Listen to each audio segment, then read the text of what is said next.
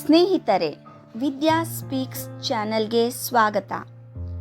ಪ್ರೀತಿ, ಜೀವನ, ಕಲಿಕೆ ಮಾತುಗಳೊಂದಿಗೆ ನಿಮ್ಮ ವಿದ್ಯಾ. ಹೆಣ್ಣಿನ ಕೂಗು ಆಲಿಸಿ ಹೋಗುಟ್ಟವರಾರು? ಅವರೇ ಹೆಣ್ಣಾಗಿರಬಹುದೇ ಅಥವಾ ಗಂಡಾಗಿರಬಹುದೇ? ಸೋತು ಸುಣ್ಣವಾದ ಬಾಳಿಗೆ ಆ ಸುಣ್ಣವ ಎಲೆ ಅಡಿಕೆಯ ಜೊತೆ ಹಾಕಿ ತಿಂದವರಾರು? ಮನೆಯ ಮಹಾಲಕ್ಷ್ಮಿ, ವಿದ್ಯಾದೇವತೆ, ಕರುಣಾ ಕಟಾಕ್ಷಿಣಿ, ದುರ್ಗೆ, ಶಕ್ತಿ ಸ್ವರೂಪಿಣಿ, ಜನ್ಮ ನೀಡುವಾತೆ, ನಂದಾದೀಪ, ಎಲ್ಲರ ಮನೆಯ ಬೆಳಕ ನೀಡುವ ಹೆಣ್ಣಿಗೆ ಅನಂತಾನಂತ ನಮನಗಳು. ಇಷ್ಟೆಲ್ಲ ಗುಣಗಳ ಹೊಂದಿರುವ ಮಹಾತಾಯಿಗೆ ಸುಮಾರು ದಶಕಗಳ ಹಿಂದೆ ಆಕೆಗೆ ಹೆಣ್ಣು ಎಂದರೆ ಹುಣ್ಣು ಎಂದು ಹುಟ್ಟಿದ ತಕ್ಷಣ ಚೀತು ಎನ್ನುತ್ತಿದ್ದರು. ಅದೇ ಗಂಡು ಮಕ್ಕಳಿಗೆ ಒಳ್ಳೆ ಶಾಲೆಗೆ ಸೇರಿಸಿ ಹೆಣ್ಣು ಮಕ್ಕಳಿಗೆ ಒಳ್ಳೆ ಶಾಲೆಗೂ ಕಳಿಸುತ್ತಿರಲಿಲ್ಲ.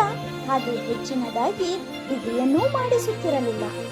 ನಾವೇನಾದರೂ ಕೇಳಿದರೆ, ಎಷ್ಟಾದರೂ ನೀನು ಬೇರೆಯವರ ಮನೆಗೆ ಹೋಗಿ ನೆಲಪಾತ್ರೆ ತೊಳೆಯುವುದೇನು ತಪ್ಪುವುದಿಲ್ಲ, ಸಾಕು ಬಿಡು, ಇಷ್ಟೇ ಎನ್ನುತ್ತಿದ್ದರು. ಕೊಟ್ಟು ಹೆಣ್ಣು ಕುಲಕ್ಕೆ ಹೊರಗೆ ಎನ್ನುತ್ತಿದ್ದರು.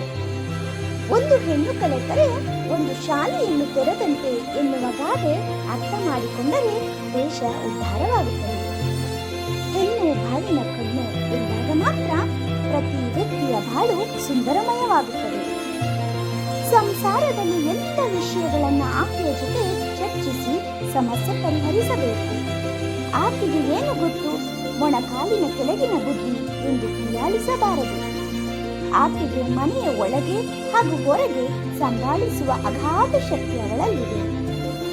ಸಮಯ ನಿರ್ವಹಣೆ, ಆದ್ಯತೆಗಳನ್ನು ಹೊಂದಿಸುವುದು, ಅತ್ತೆ, ಮಾವ, ತಂದೆ, ತಾಯಿ, ಅಣ್ಣ ತಮ್ಮಂದಿರನ್ನ ಪ್ರೀತಿಯಿಂದ ನೋಡಿಕೊಳ್ಳುವುದು, ಗೆಳೆಯರೊಂದಿಗೆ ಬೆರೆಯುವುದು, ಎಲ್ಲರ ಜೊತೆ ಸಕಾರಾತ್ಮಕವಾಗಿ ನಡೆದುಕೊಳ್ಳುವುದು, ಮಕ್ಕಳನ್ನ ಲಾಲನೆ ಪಾಲನೆ ಮಾಡುವುದು, ಸಂಸಾರವನ್ನ ಸಮತೋಲಿಸುವುದು ಆಕೆಯ ಕಲೆ.